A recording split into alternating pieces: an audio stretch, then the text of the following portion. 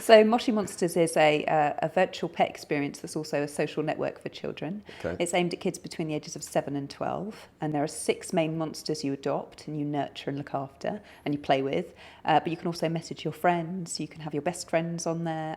It's really kind of got stealth education baked in because you have to answer questions to earn currency to feed your monster. So it's like a lovely kind of cycle of things that you do on there.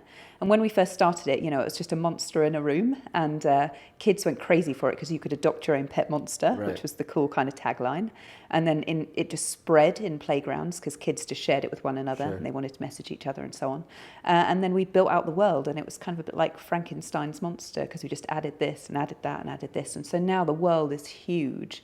It's based around a map. It's got kind of like different islands that you can go onto. It's amazing. Can It's adults cool. play or no? Yeah, yeah. So cool. We have a chief community and safety officer, and she's kind of she's mid-50s, and she's been on it for years and years and years, and the kids kind of all think that she can't be that old. And so when I was growing up, they had the Tamagotchi doll. Yeah. So it's like that on. Yeah, it's like steroids. that, Yeah. but like kind of magnified. Yeah, Yeah, like it's big huge. time. And Yeah. teched up. And what was Very cool. the evolution from like '07 to 10 to now? Did it take a while to get going? I mean, you said kids mentioned it in the playground, but did they know how to get on to a browser at the time? Well, because you were accelerating right when tech and mobile was kind of accelerating. Yeah, so it's web-based, the original game, and kids were playing things like Club Penguin, which is our biggest competitor. So they already could go on different virtual worlds, and Neopets was a big thing as well.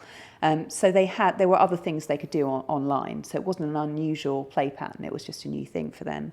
It is incredibly viral because you can kind of connect with your friends and send them gifts and all of this other stuff. So kids did spread it in playgrounds, but we started building it in 2007, launched it in 2008.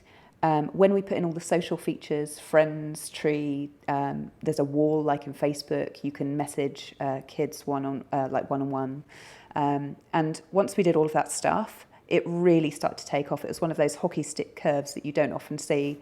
And then we sort of layered on some really clever marketing, did lots of TV advertising, and it just went crazy. And they're just kind of kids just spreading it everywhere. Parents really got involved in it as well because they liked the fact that it was kind of semi-educational.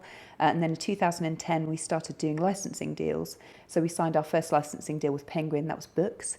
And then we did trading cards, and then we did kind of little figurines and toys and all sorts of other stuff.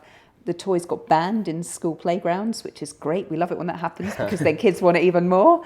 And it really took off. So 2012 was massive. It was really huge. And that was kind of its height on web. And it's interesting because there's been this really interesting shift. Kids are moving onto mobiles and tablet devices. And so we've been spending the last year really building out our mobile offering for Moshi and other IPs as well.